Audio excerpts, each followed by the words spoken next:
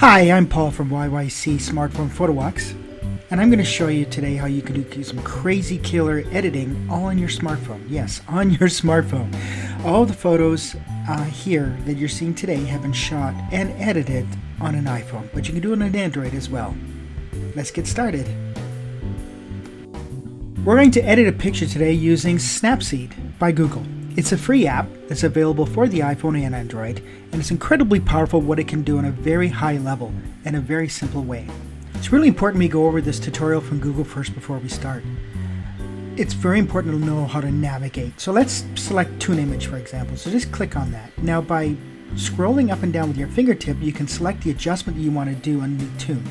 Now by swiping right to left on the brightness, we can actually control the brightness. See at the bottom, you'll see the number, and there's an auto adjust as well if you want to try that out. Once that's done, there's navigation that's also important too, and that's how to use your two fingers to either pinch and zoom or to move around the screen. This is very important for what we're going to do later. Pinch and zoom, you can zoom in for brushes or healing we're going to go over. Two fingers allow you to move back and forth as well on the image. So it's important you know these fundamentals before we start next. The photo you're using today is an HDR photo I took using HDR Photo Camera of the Fairmont Palliser Hotel here in Calgary, a cool place that was built in 1914. The first thing you notice about this photo is take a look. What do you see? Well, it's not quite level. So we're going to use a feature in there called Rotate. Now, Rotate on Snapseed does some really powerful things automatically or manually. So let's take a look. So when we get into Rotate, because we set it up to straighten it automatically, and it did the job perfectly. We don't have to do anything. Now we could manually go in there and manually adjust it, but I like the way that did it with it lined everything up on the crosshairs there, so let's keep that. One of the first things I like to do when I'm editing on my smartphone architecture is actually work on the tone and the contrast. So on the menu here at Snapseed, we can see there's some filters there. Now I wouldn't classify the filters really as filters, but I classify them more as presets. So let's look at tonal contrast. This is going to allow me to change the high, middle, and low tones in a variety of ways. It automatically sets up everything to begin with in a contrasting way of bringing out all the textures and contrasting in a very balanced way. And I really like what it does with buildings. So let's keep that and the settings I've done. Now one can actually go in and change the midtones, the low tones, and the high tones in the curve adjustments, but I'm just going to work with a one-tone selection here on the high since this is an HDR photo and it is quite flat. The next stage I'd like to work on is tuning the image. Now when we tune the image, we're going to be working on the contrast, the saturation, and a variety of other things on the photo. It's the main workhorse, the bulk of it all. So let's work on the brightness. If you notice this image is quite flat, so by scrolling right or left, we can actually control the brightness. Now I actually want to make it a little bit darker. Now let's play around with the contrast. This is going to change some of the textures and the way you see the definition of the image, and I like increasing more contrast on architecture. Saturation, let's bring out that blue sky. So click on saturation and swipe right, and you'll actually see the vibrancy and the blueness will actually be brought more out in the sky and the windows. It doesn't work on reds, it works more towards the blue of the color spectrum. So I just pumped it all the way because I want to get the sky out. Now ambience works on the whiter side of contrast. As you see, since this is an HDR image, the ambience brought up more darkness in the cloud, so I didn't like how that worked. So we keep that at that level. Highlights works on the curve adjustments on the whiter side of the curve, and notice again that just like ambience, it brings up more whites. So notice I don't like that effect, it's too dark. You can see the haloing happening from the HDR photo. So we're going to bring that back to give a more smooth texture on that, so we get more of a ethereal look on the clouds. Let's work on shadows. Notice this is such a flat image. By playing with the shadows, I can actually bring in more darkness, bringing in more texture and richness in that photo, making it look more real and canceling a lot of the flatness of that photo. And warmth. I technically don't like using this a lot because notice how it just adds a lot of redness to it. So I like to just maybe a couple notches on. You see if ward to the left, when you scroll to the left, it really takes all the redness out and gets more blue. I like adding just a little bit of warmth to the photo at times, but let's leave that at 0. And let's recap. Warm, shadows looks good, highlights looks good, and I think we're pretty much done with tuning this image. As you can see, there's a lot of things you can do with that. You can see it's already a huge difference to begin with. We took a lot of that flatness out of that image and added a lot of color, we added vibrancy, we added texture. Healing is a feature of Snapseed, which you may want to use at times in various circumstances. What it'll allow you to do is get rid of that annoying thing in the shot you didn't want to have. It could be a person, wrong place, wrong time. It could be a tree branch. It could be something in the clouds, in the sky. It could be a corner of a building. It could be a hair across people's faces. Wherever circumstance, you'll want to get rid of that little feature of the picture. Well, Snapseed can do it, just like Photoshop. But it's a little bit more frustrating because you're doing it with your finger on an iPhone, and I'm going to show you some really powerful little tips that I picked up just so you can not going to get so aggravated, because it can be really frustrating, and at times you'll probably want to bash your head against your iPhone at times because it's just, you'll see. And I'm going to show you how to make that a much more pleasurable experience. If you take a look in this photo, in the upper left-hand corner at the top of the building, you notice there's a little flag. Is that a flag? I don't know. People can't see it. They can't really want to look at it. Well, in any case, it's drawing attention away from the center of the picture, and I want to get rid of it. So let's do that. Here's how the frustration happens. We'll just swipe our finger across that flag, and look what happens. It's quite the mess. So let's undo that by clicking the little undo arrow next to the bottom there, and we'll start again. And I'll show you the really easy way tip. You want to pinch and zoom your fingers into the photo, just anywhere, just pinch and zoom. And you notice you zoom in. The little box on the left, just scroll over there, and you'll get to the flag.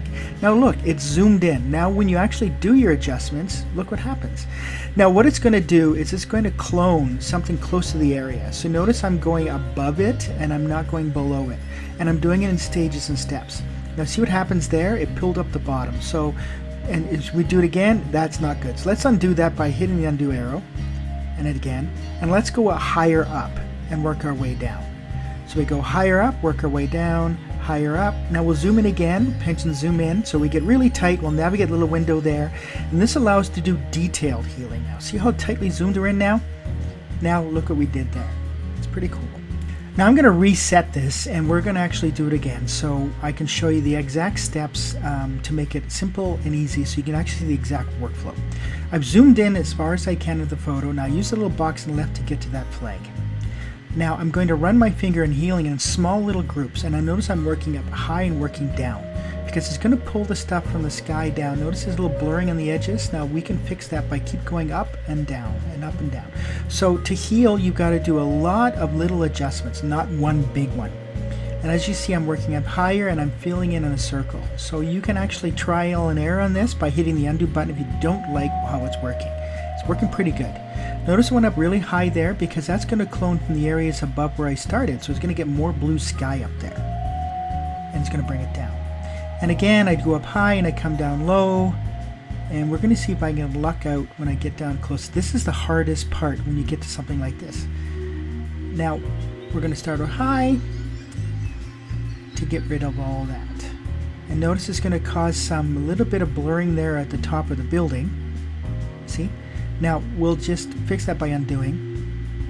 And I'm going to try it again. I'm going to come down and I'm going to fix it by undoing. Oh, I'm just going to go straight there. Let's not undo it. And see, that worked perfectly. Now, that was a 1 in a million thing. Now, a little touch up there to get rid of that grain in the sky, and now we're perfectly done with healing that flag.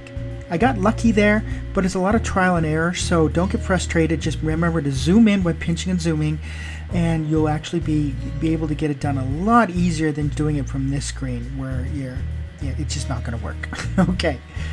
So now we got that flag out, let's work on the next adjustment that we're going to do.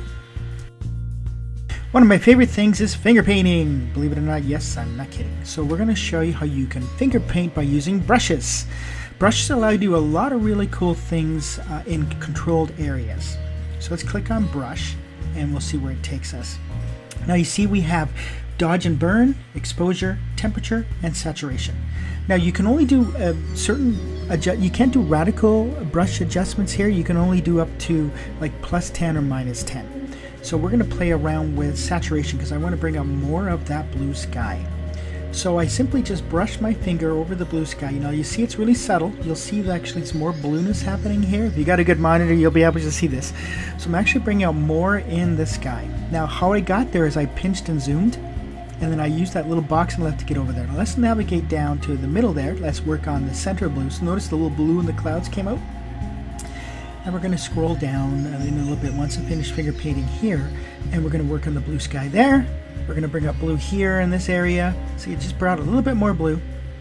Now if you hit the little left arrow and the right arrow next to saturation, you're actually adding more saturation or less saturation. Now notice one of these windows had blue sky in it. So let's start finger painting the brushes and getting more blue in that little window there. And then now we're done. We hit that little check mark on the right when you're done, and that's actually going to save your adjustment. I think I didn't mention that before, but that's when you want to get done, hit that check mark. Now I'm just looking over there to see if anything else I want to adjust, and no, we're good. So we're done. Now look at that blue sky. You brought out a lot more blue in that sky, which was my goal and my intent, and a little blue in that window there. We just wanted to balance off that side with the blues. The last stage that I want to do is I want to add a little bit of dreaminess using a filter and lens blur. This is actually going to give some really cool optical lenses, a little blurred out around the edges and vignetting, which adds a little bit more, you know, different take on an iPhone photo. So once we clicked it, we can pinch and zoom how we want that blurred circle. The center of the blue area is where it's centered. The first circle is where it's not going to be blurred. The second circle is where it is blurred. Now by swiping right and left, you can control the blur strength. So I didn't want to make it too blurred out, so I did a plus 32 and we're good to go. Hit that check mark, and now as you can see, there's a little blurring around the edges, and you can change this in a variety of ways. Now I'm finished with most of my adjustments on here. We've done the tonal, we've done the contrast, we've done the brightness, we've done a whole slew of things, and added at the end a filter lens blur. Now we need to save this and show it to the world. So if we hit the save button in the upper right hand corner, and then the menu pops up for save, it's going to save everything here in Snapseed. And you hit modify, that allows us to modify the photo. Now it's been successfully saved. Now we need to save a copy or export. If we hit export, then it's going to save a copy to our camera roll, and we can share it to Facebook, or we can share it to Instagram, or we can save it by email. So we'll export a copy, and see it's making all those changes. It's telling you what I'm saving, what I know, so I just have a rough idea of what I wanted to have sent out. And we're good to go. I just did it one more time, just because, you know, sometimes you have two, it can never be wrong when you save it twice.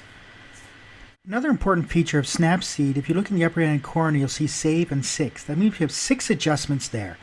If you click on those 6 adjustments, you'll actually see a window pop up, and you can see all the adjustments you made. If you click on the original, you see what it looked like at the start, and that was the very original picture that we had. Notice the radical difference between how flat it is and how crooked, and we got the flag there and what it is now. We added a lot of color to this image.